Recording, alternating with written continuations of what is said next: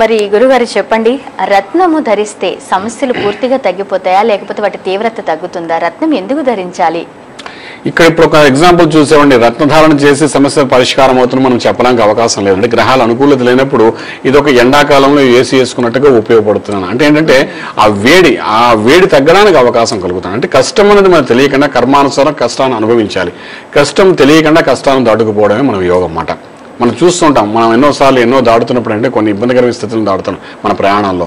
అయ్యో అదృష్టం బాగుందిరా, మనం దాటేవారు జాగ్రత్తగా, మిగిలిన వాళ్ళు చూడు అక్కడే ఉన్నారు అంటుంటాం ప్రయాణాలు చేసేటప్పుడు. ఒక్కొక్కసారి యాక్సిడెంట్లు అవుతుంటాయి. చూడు మన అదృష్టం కొద్దీ పక్కకు జరుపుకున్నారా, మనం ముందు వెళ్ళిన వెహికల్ చూడు ఎలా దెబ్బ తగిలింది, దానికి ఎలా పడిపోయారు, మనకంటే స్పీడ్గా ఓవర్టేక్ చేస్తున్నాడు కదా అంటాం. అంటే ఏమిటని అర్థం? అక్కడ మనకు యోగం ఉండబట్టి దగ్గర నుండి మన పక్కకు తోసింది అని అర్థం అన్నమాట.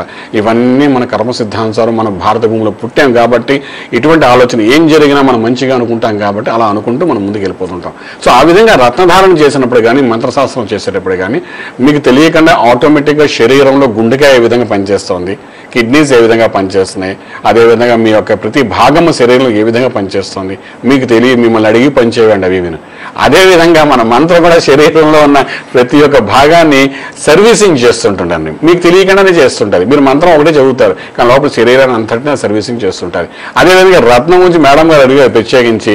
రత్నం ఎప్పుడైతే మీరు పెట్టుకుంటారో ఏంటంటే సూర్యకిరణాలను అన్ని రకాల కిరణాలు భూమి పడుతుంటాయి. పనికి వచ్చేది ఉంటే పనికి రానిది ఉంటుంది. అంటే సరళమైన భాషలో చెప్తే మీకు అర్థమవుతుంది కదా చెప్తున్నాను. అందులో మనకి ఏది పనికి వచ్చేదో అది ఈ రత్నం ద్వారా ఫిల్టర్ అయ్యి మన బాడీలోకి వెళ్తుందండి.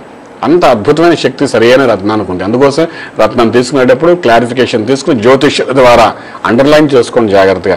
జ్యోతిష్యుల ద్వారా చక్కగా క్లారిఫికేషన్ చేసుకుని ఏ రత్నధారణ చేయాలి, అది ఎన్ని క్యారెట్స్ పెట్టుకోవాలి, ఏ కలర్స్ పెట్టుకోవాలి, ఎంత కటింగ్ పెట్టుకోవాలి తెలుసుకున్న తర్వాత అప్పుడు రత్నశాస్త్రాన్ని రత్న సంబంధమైన రత్నాన్ని సరైన రత్నాన్ని ధారణ చేయవలసి వస్తుంది. అప్పుడు పాజిటివ్ ఎనర్జీ బాడీలోకి వెళ్తుందండి.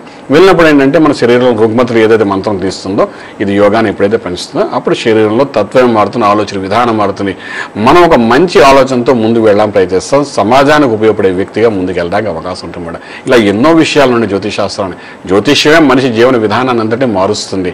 ఇది ఒక చక్కటి గైడ్ లాంటి శరీరానికి, మనసుకి, ఆలోచనకి, ఈ సొసైటీకి చాలా ఉపయోగపడే శాస్త్రం. ఇది సరిగ్గా తెలుసుకుని ముందుకెళ్ళిన వాడు రాజయోగంలో ముందుకు వెళ్ళడానికి అవకాశం ఉంటుంది. అంచేత రత్నం ఎంత ఇంపార్టెంటో మంత్రము అంత ఇంపార్టెంటే. మన శరీర తత్వం మార్చడానికి రెండు భాగాలుగా, రెండు కళ్ళుగా మనకు ముందుకు తీసుకెళ్తుంటాం. అంచేత మా దగ్గరకు వస్తే చూస్తే వేదమాత గారి జోషి ఇవన్నీ చెప్తాం కాబట్టి అపాయింట్మెంట్ తీసుకోండి, చక్కగా రండి, మీ మా రాజమార్గంలో ముందుకు వెళ్ళడం ప్రయత్నం చేయండి. మరో కాలర్తో మాట్లాడదామండి. హలో హలో నమస్తే, మీ పేరు చెప్పండి, ఎక్కడి నుంచి కాల్ చేస్తున్నారు? సుధాకర్ గారు ఎవరి కోసం తెలుసుకుందాం అనుకుంటున్నారు? నా గురించి. మీ డేట్ ఆఫ్ బర్త్ చెప్పండి.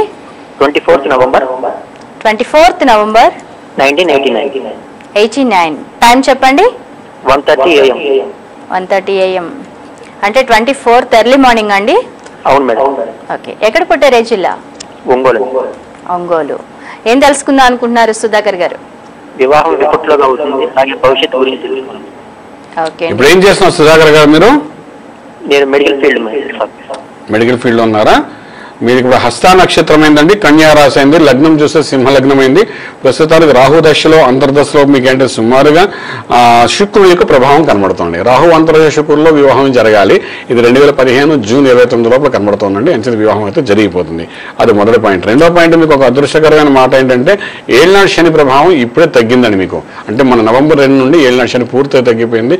శని తృతీయ స్థానంలో ప్రవేశించాడు. అంచేత మీకు రాజయోగం అనేది ఇక మీకు మొదలైనట్టే లెక్క. ఇంకొక అంటే గత 7.5 సంవత్సరాలు పడుతున్న ఇబ్బంది నుండి మీరు బయటపడినట్టే లెక్క. శని యొక్క ప్రభావం అద్భుతంగా మీకు పనిచేసే అవకాశం ఉంది. ఎందుకంటే జ్యోతిశాస్త్రం 3, 6, 11 స్థానాల్లో పాపగ్రహాలు ఉంటే శుభాన్ని సూచిస్తాయని ఒక అండర్లైన్ చెప్తున్నమాట. అంటే మీ 3 ఇంట్లో శని వచ్చి ఉన్నాడు కాబట్టి మీకు శని మీకు రాజయోగాన్ని ఇస్తారనమాట.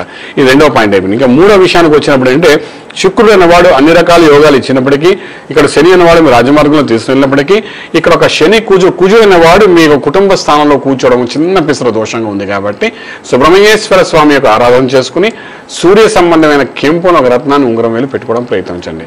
స్టేటస్ ఏమిటంటే పూర్వకాలంలో పుట్టినింట్లో ఉన్న అమ్మాయి మెటర్నిటీకి వెళ్తే స్టేటస్ అనేవారు, బ్రహ్మచారి ఉన్నవాడు గృహస్థుడు అయితే స్టేటస్ అనేవారు అన్నమాట.